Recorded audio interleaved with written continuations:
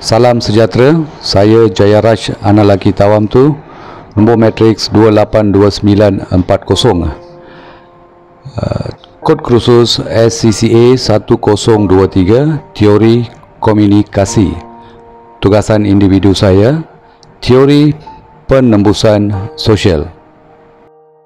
Pengenalan Teori Penembusan Sosial.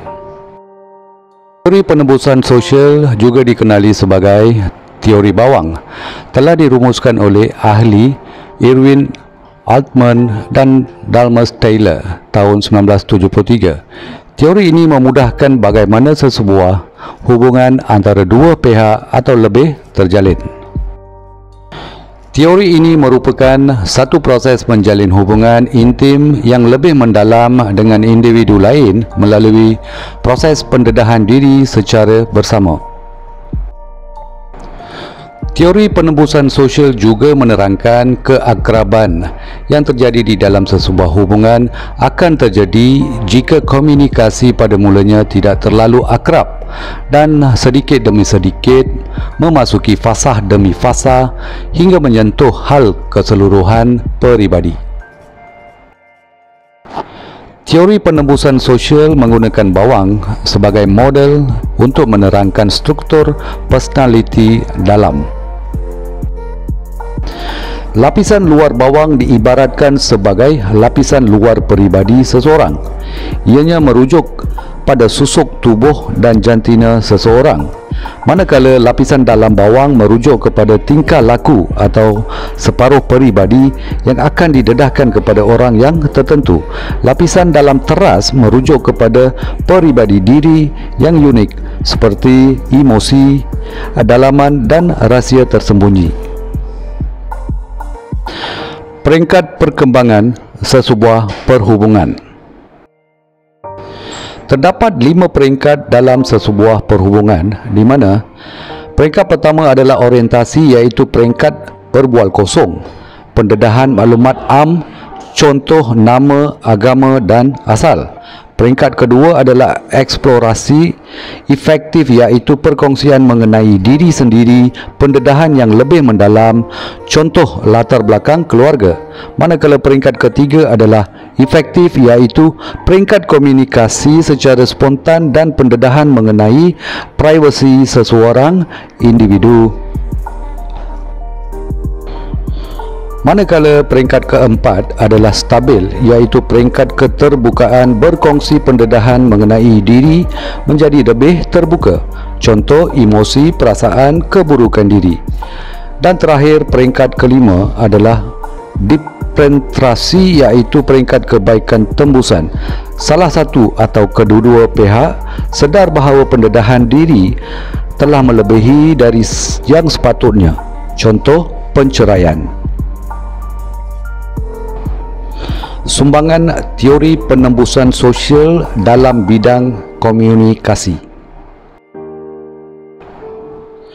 Sekiranya kita lihat pada dunia hari ini, interaksi sosial akan terjadi pada peringkat keakraban adalah satu proses perkembangan hubungan yang terjalin dan terjadi yang dimulakan dengan satu titik pertembungan komunikasi interpersonal. Teori ini juga merujuk kepada komunikasi interpersonal dan menerangkan bagaimana sesebuah hubungan antara dua pihak atau lebih terjalin. Ia bertujuan untuk berkongsi dan bertukar maklumat antara individu. Setiap hubungan komunikasi yang terbentuk akan ditentukan oleh prinsip untung dan rugi. Hubungan yang terjalin daripada komunikasi di antara dua pihak membolehkan seseorang untuk mengetahui tentang sesuatu yang belum pernah dialami ataupun melihat sesuatu dengan perspektif yang berbeza. Kerelevanan teori penembusan sosial dalam bidang komunikasi. Ramai orang memulakan interaksi untuk mencapai hubungan yang berpanjangan dan ada juga untuk jangka masa yang pendek kerana ingin memenuhi kemahuan mereka dalam menjalinkan sesebuah hubungan.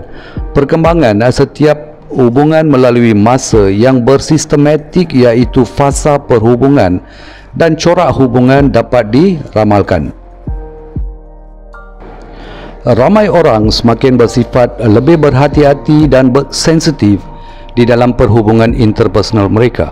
Sebagai contoh, ramai orang dilihat dapat mengekalkan hubungan yang bina secara serentak yang mempunyai tujuan yang berbeza bagi mencapai kemuncak sesebuah hubungan dan mempunyai sejarah perkembangan perhubungan yang hampir serupa. Kritikan terhadap teori penembusan sosial. Lan Benlier 1991 mendapati perkongsian berlaku pada peringkat pertengahan perkenalan dan bukan pada peringkat awal hubungan terbina. Teori ini juga dikatakan sebagai satu proses memutuskan atau pengakhiran hubungan secara perlahan. Andaian terhadap sifat keterbukaan juga mempengaruhi sesebuah kualiti perhubungan. Teori ini berbentuk dialektif, iaitu bersifat terbuka atau tertutup ataupun berasingan. Contoh boleh dilihat daripada kes penceraian. Ini kerana pakar mendapati kedalaman pendedahan diri atau pembukaan rahsia yang tidak terduga yang meningkat secara mendadak pada peringkat akhir sesebuah hubungan yang mendatangkan ketidakselesaan pada diri sendiri atau pasangan mengakibatkan penceraian atau pengakhiran hubungan suami isteri terjadi. Kesimpulan, pengaruh teori yang imej lapisan bawang yang diperkenalkan oleh Edmund and Taylor merupakan model personality seseorang yang terbukti mempunyai pandangan yang tersendiri dan amat mempengaruhi keakraban sesebuah hubungan.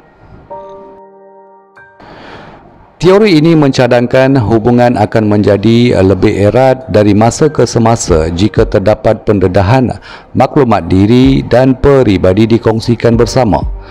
Kaedah pendedahan diri ataupun self-disclosure yang selalu digunakan bagi tujuan memulakan hubungan sehinggalah mencapai teras dalaman, iaitu tahap personaliti seseorang individu, telah dikesan merupakan faktor utama keberlangsungan sesebuah hubungan berdasarkan keadaan sebenar dunia hari ini.